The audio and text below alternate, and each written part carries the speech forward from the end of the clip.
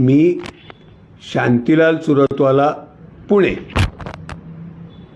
गेली 5, 50, 100 वर्ष महाराष्ट्राने ज्यांना ज्यांना उपजीविका दिली, ज्यांचं ज्यांचं घर चालवलं, ज्यांना ज्यांना दाना पाणी दिला, त्या सगळ्यांच्यासाठी मी बोलतोय. आजचा सकाळ, महाराष्ट्र टाइम्स, कुठलाही वर्तमानपत्र वाचा, गुजरातच्या पांढऱ्या कांद्याला निर्यात सुरू करून टाकली आणि महाराष्ट्रात जो लाल कांदा पिकतो त्याच्या निर्यातीवर बंदी घातली.